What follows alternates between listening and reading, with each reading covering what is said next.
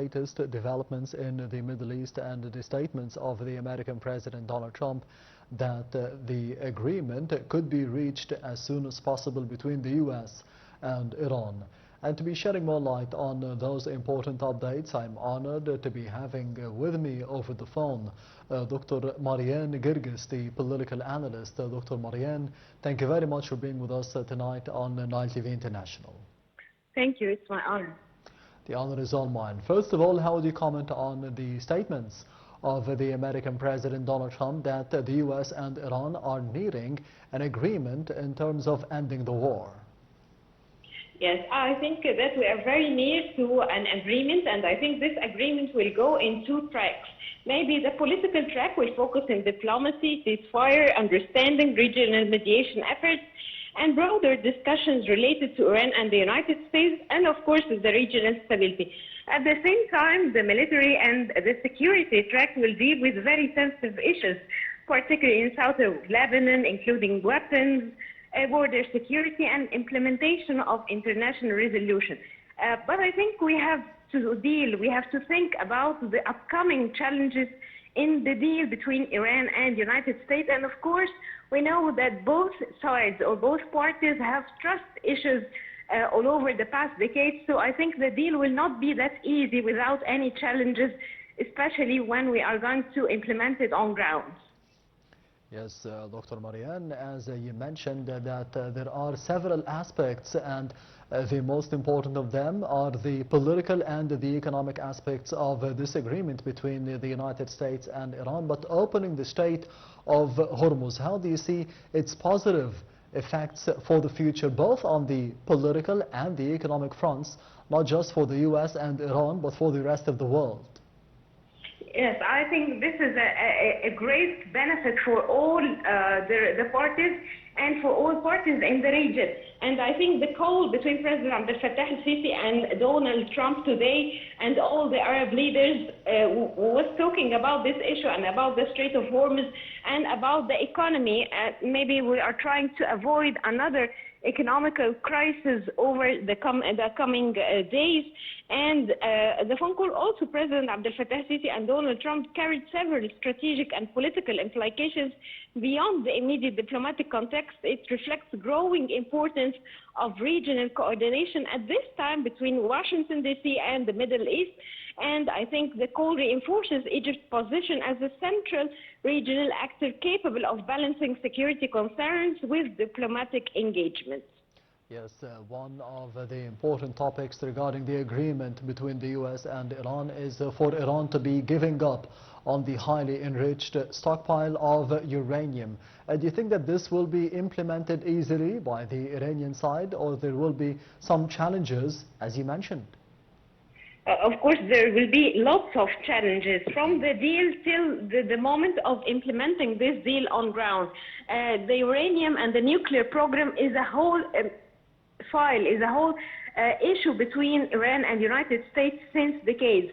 And I think it's very in the deep belief of Iran that they have a nuclear program. Maybe there will be a third international party observing the transition of the highly enriched uranium outside of Iran. And I think Iran is trying to play on the time factor, maybe till November, the midterm elections of Donald Trump, but also the economic sanctions that were imposed from the United States over Iran. Maybe it was a really pressurizing card over the past months. Yes, as you mentioned, for the past month there was a blockade by the U.S. forces against the Iranian ports in specific. Do you think that this was the main factor that Iran and the United States are close to an agreement today?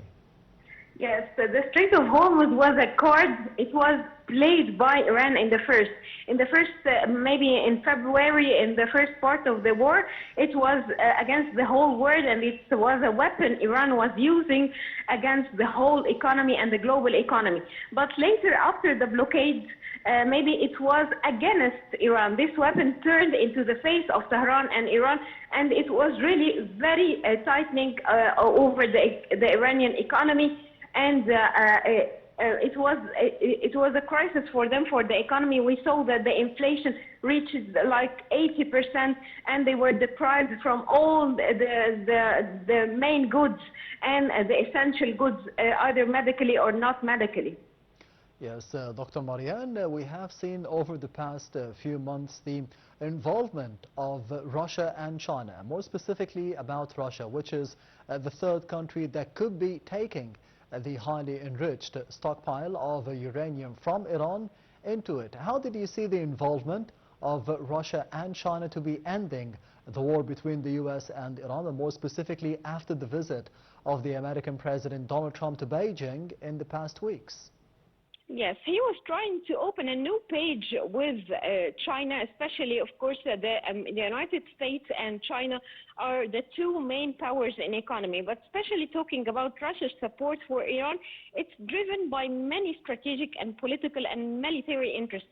Moscow views Tehran as an important regional partner in balancing the Western influence, especially among these tensions with the United States and Europe. The two countries cooperate in several areas, by the way, like energy, like trade, like the defense, and they coordinated closely in many files, and especially in Caspian Sea. Yes, and we have seen over the past couple of days the statements by the U.S. President Donald Trump that he was under no control by the Israeli leader Benjamin Netanyahu to be moving on with the war once again, to be proceeding with the war once again.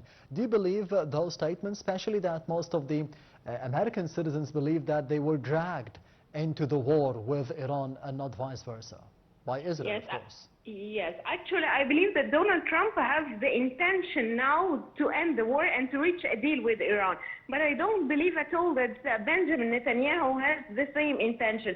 He is always seeking to continue the war in order to achieve military and political objectives and remain in his place.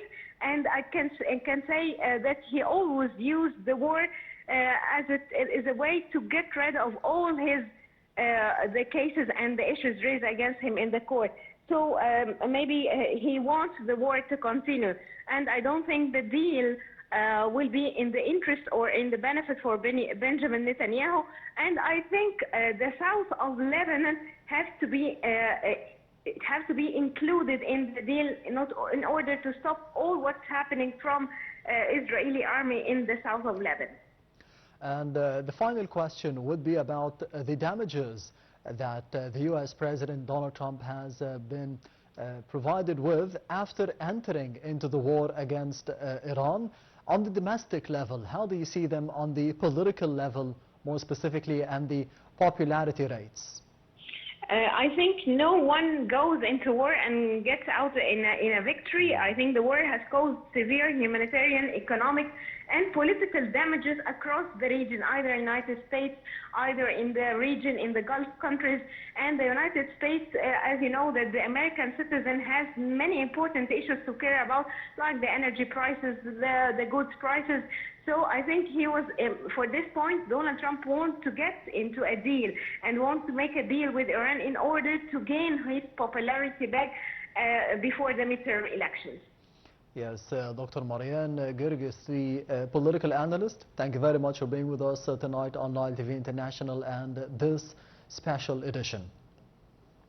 And of course, we will be continue this coverage about the latest developments in the Middle East and the war between the United States and Iran, and the statements of the American President Donald Trump that the agreement is nearly reached between both countries to be stopping the war, but at what price, and more specifically after we have seen over the past 24 hours the contacts made by President Abdel Fattah al-Sisi with several regional leaders and the American President, the Donald Trump himself, and to be shedding more light on those important developments over the past 24 hours. I'm honored to be having with me over the phone Dr. Sara Kira, the international relations expert. Dr. Sara, thank you very much for being with us tonight on Nile TV International. Good evening, and thank you for having me. Good evening to you and to all your audience. Anytime. First of all, how did you see the contacts that were conducted by President Abdel Fattah al-Sisi with his American counterpart and several regional and Arab leaders for the past 24 hours, as we did see today a breakthrough in negotiations between the U.S. and